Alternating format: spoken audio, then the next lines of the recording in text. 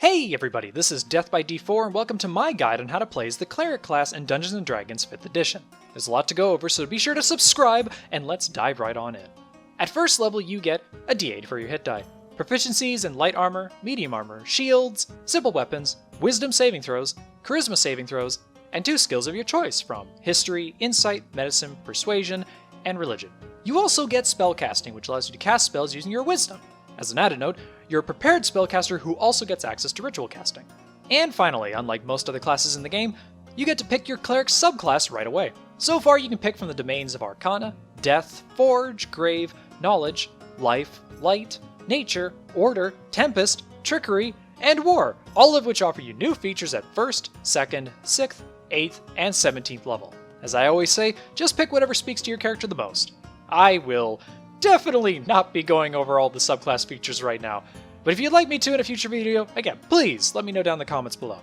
So what does all of this mean? Well, you're pretty squishy, but also not that squishy because of your armor proficiencies. With simple weapons, you can kinda hit people if you'd like, but you won't be dishing out any kind of serious damage with weapons like these. Your skills are, unfortunately, not all that great, but I wouldn't stress about it all too much. Simply pick those that you think speak to your character the most. Beyond that, actually being able to pick your cleric subclass right away is actually quite nice and even allows you to gain a vast majority of their abilities quite early on. Finally, as a prepared spellcaster, your spellcasting capabilities are actually going to be quite versatile as you can freely pick and switch out your spells at the start of each day. All in all, a pretty great starting level if I'm being perfectly honest. At 2nd level you get Channel Divinity, which is a sort of short rest recharge resource that you get that can do a variety of things. You gain additional charges of it at 6th and 18th level. With the base Cleric, you can use your Channel Divinity to perform Turn Undead, which forces all undead within 30 feet of you to make a Wisdom saving throw or flee from you for 1 minute or until they take damage. Though nothing spectacular in and of itself, this is still a pretty handy tool if you ever suddenly find yourself surrounded by a bunch of undead.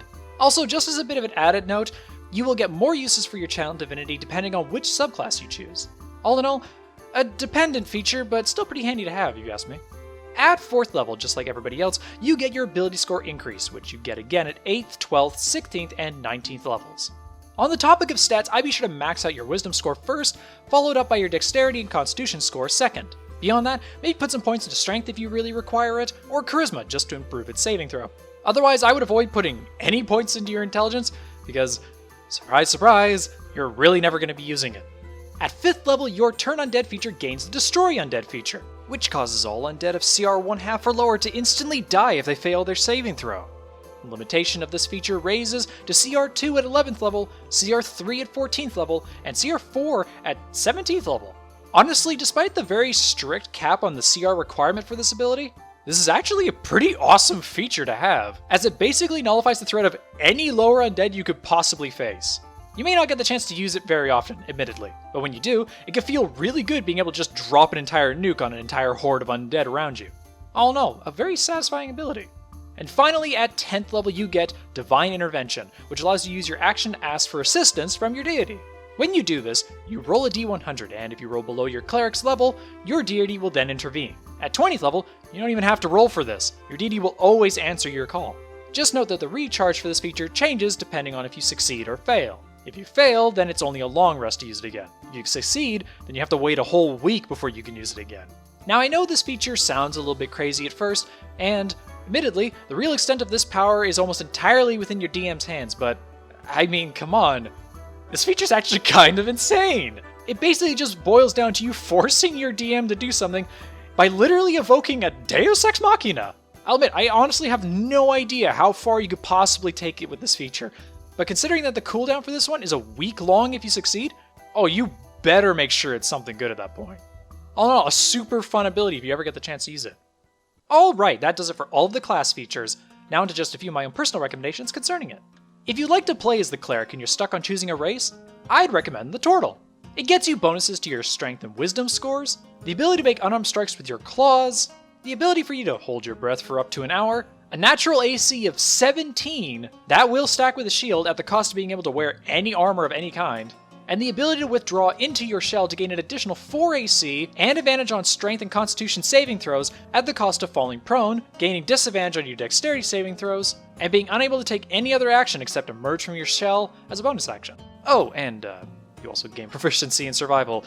Though not a race particularly tailored to be a cleric, the convenience of the natural AC actually allows you to forego investing absolutely anything into your dexterity score. Plus, should you ever want to maintain concentration on a spell that you've cast, you can actually still do that while within the safety of your shell, which is kind of nuts if you imagine it.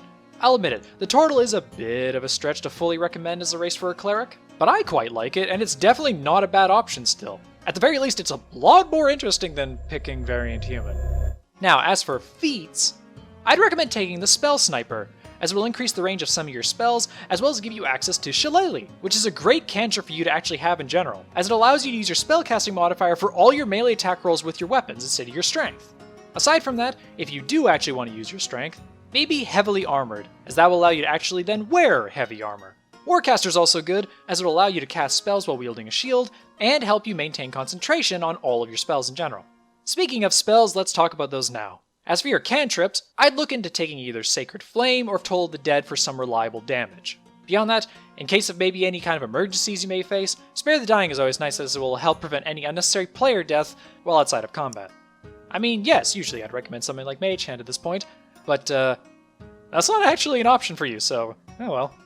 Otherwise, here's a list of a bunch of useful spells that I feel are worth looking into.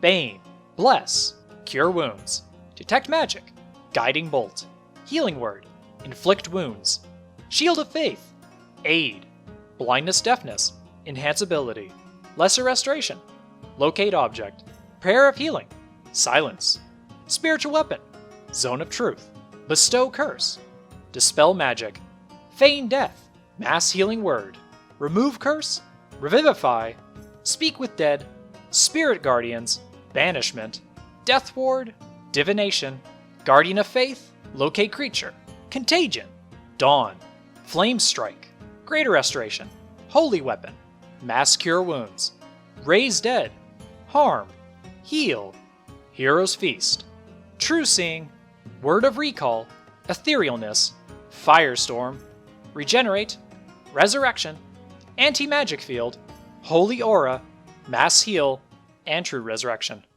And that's it. That's everything you need to know in order to play as a cleric. Personally, I believe the cleric is best played as a mid-line spellcaster whose role is to help provide support for the rest of the party. However, that's just my opinion. So what are your thoughts on the matter? Are you excited to give the cleric a try? And if you already have, what was your experience with it like? Let me know down in the comments below. If you'd like to support the channel, be sure to give this video a like and consider supporting me over on Patreon. Patreon supporters gain access to my Patreon-only server over on Discord, where you can join in on my games and chat with me and other patrons about everything D&D related. Be sure to subscribe and hit the bell icon if you haven't, and if you're interested in seeing more videos of mine, here's one right up over here. Thank you all so much for watching, and I'll see you all in the next video.